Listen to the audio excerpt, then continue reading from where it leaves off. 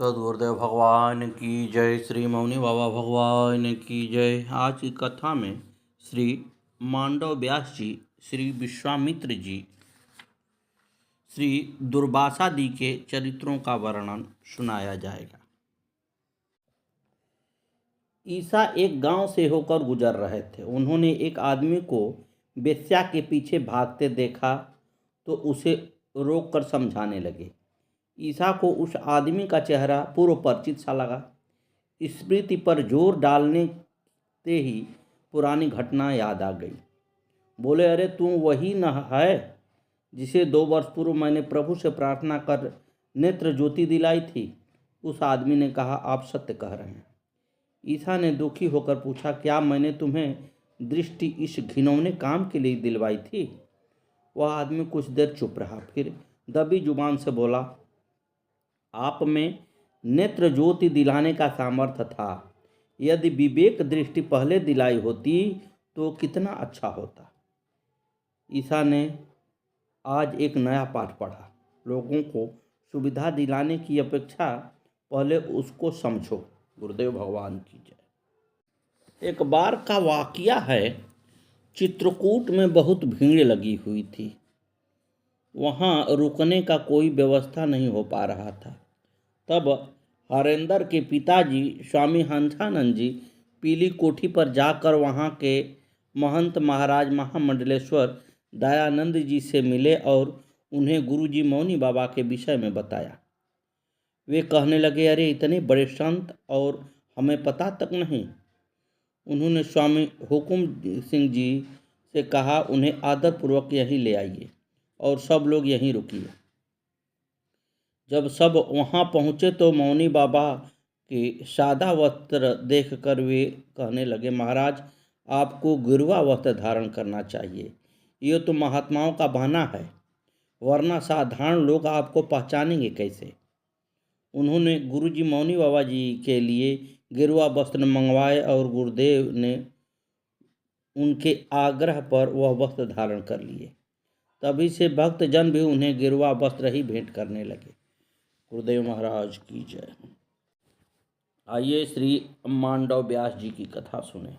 महात्मा मांडव के शाप से साक्षात धर्मराज ही विदुर रूप में उत्पन्न हुए थे। कथा इस प्रकार है। एक बार राजपुरुषों द्वारा पीछा किए जाने पर बहुत से चोर चोरी का माल महर्षि मांडव व्यास जी के आश्रम में रखकर स्वयं भी वहीं छिप गए। मुनि ध्यानस्थ थे। उन्हें इस बात की किंचित जानकारी नहीं थी।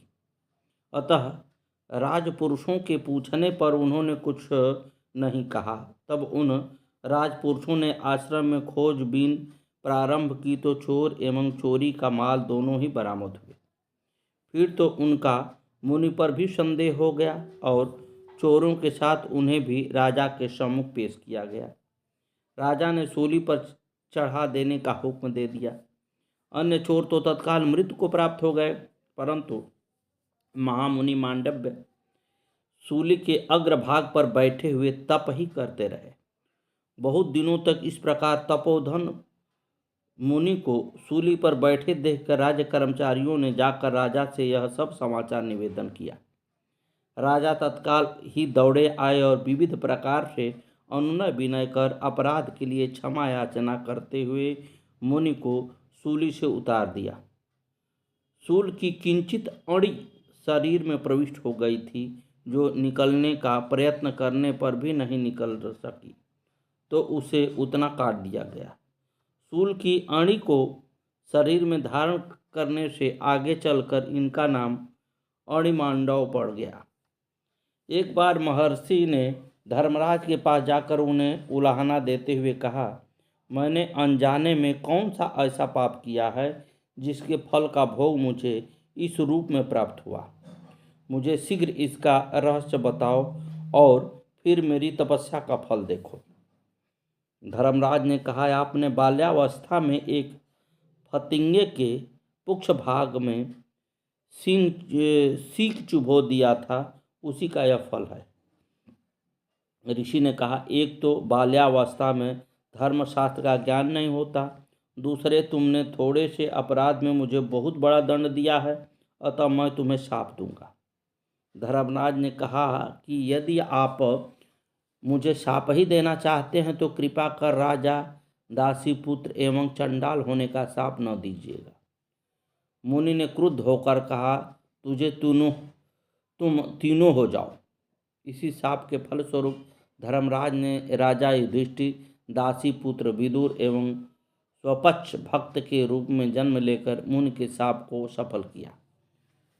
अब श्री विश्वामित्र जी की कथा सुने। महर्षि विश्वामित्र जी के समान सतत लगन के पुरुषार्थी ऋषि शायद ही कोई और हो। इन्होंने अपने पुरुषार्थ से क्षत्रित्व से ब्राह्मणत्व प्राप्त किया, राजर्षि से ब्रह्मर्षि बने, सप्तर्षियों में अग्रगण्य हुए और वेद माता गायत्री के दृष्टा ऋषि हुए।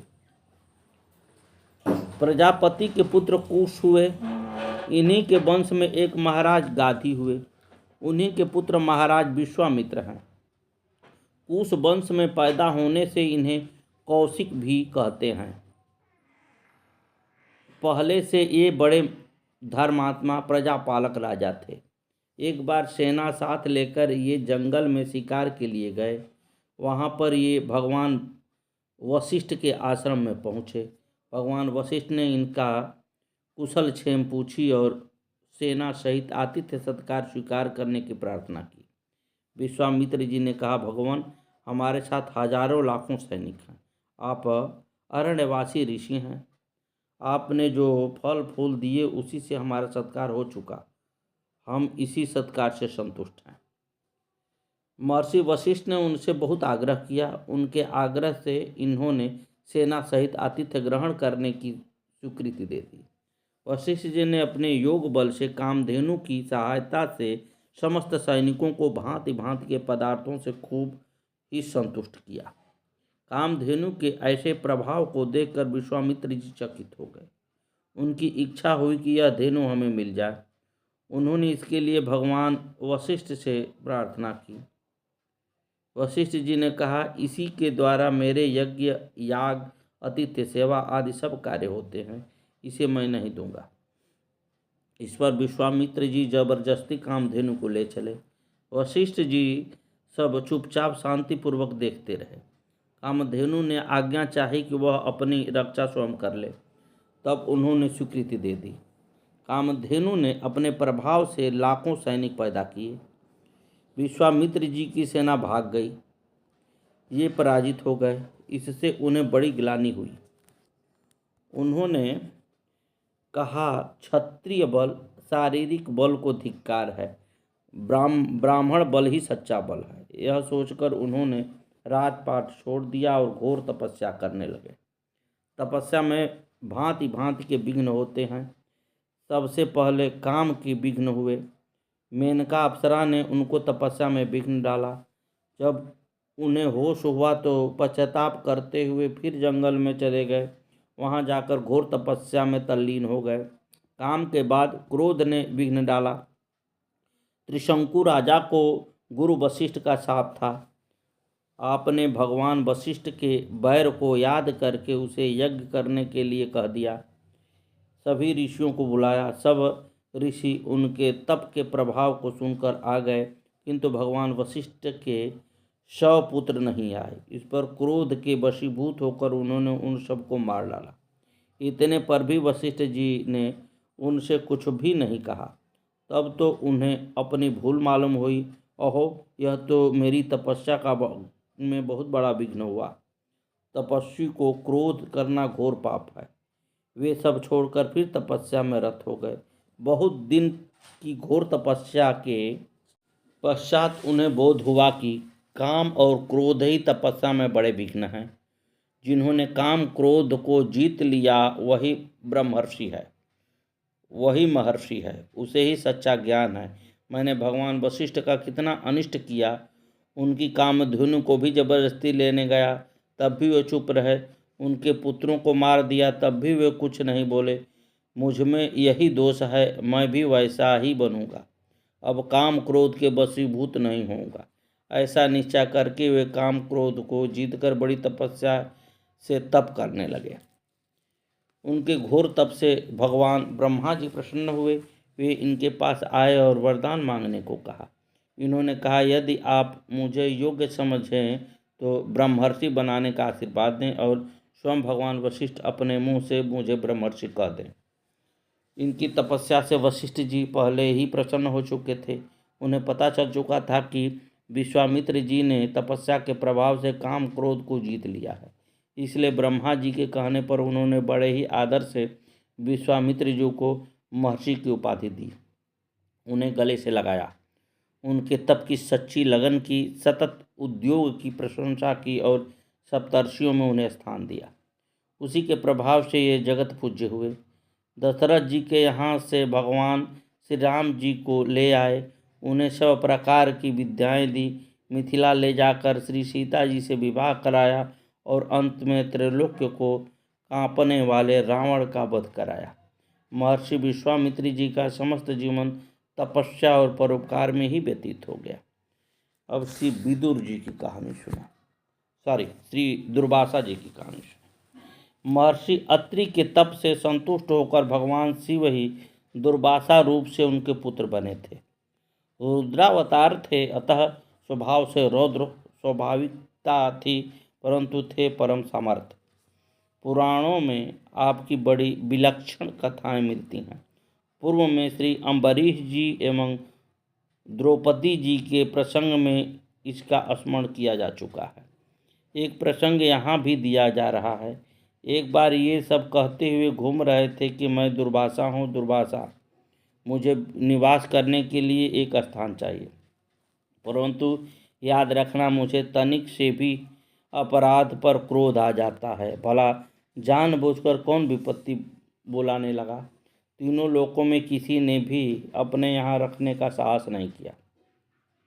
अंत में घूमते घूमते श्री द्वारिका पहुँचे। सबके परम आश्रय भगवान श्री कृष्ण ने इन्हें आदरपूर्वक बुलाकर अपने निज सदन में वास दिया। कभी तो ये हजारों मूर्तियों का भोजन अकेले ही खा जाते थे, कभी एक बालक की तरह थोड़ा पाकर ही रह जाते थे, कभी दिन में बाहर निकल जाते, दिन भर लौटते ही नहीं, भोजन धरा ही रह जाता था, कभी आधी रात को भोजन मांगते। सर्वसमर्थ प्रभु ने सब व्यवस्था की। एक दिन इन्होंने अपने हट के ठहरने के स्थान में आग लगा दी। सब कुछ जलकर भस्म हो गया और अपने दौड़े दौड़े श्री कृष्ण के पास आकर बोले, मैं अभी अभी खीर खाना चाहता हूँ। श्री कृष्ण का संकेत पाते ही महारानी रुक्मिणी जी तुरंत स्वर्ण थाल में खीर परोस कर लाई। दुर्वासा जी थोड़ी सी खीर खाकर श्री कृष्ण से बोले, अब इस जूठी खीर को तुरंत अपने अंगों में पोत लो और रुक्मिणी जी को भी पोत दो। भगवान ने वैसा ही किया।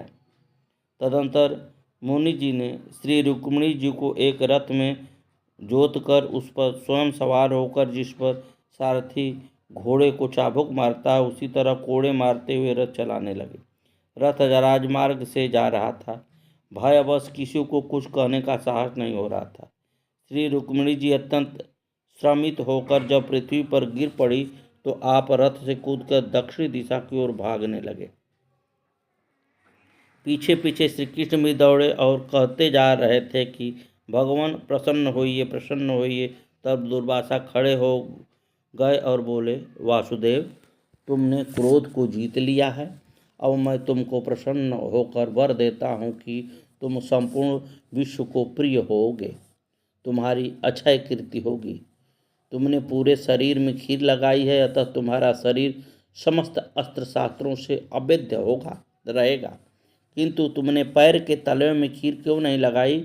बस केवल ये तुम्हारे पाद तल निर्भय नहीं बन सकेंगे। तत्पश्चात श्री रुक्मिणी जी से बोले, कल्याणी, तुमको रोग तथा जरा नहीं स्पर्श करेगी, तुम्हारी अंग कांति कभी ग्लान नहीं होगी।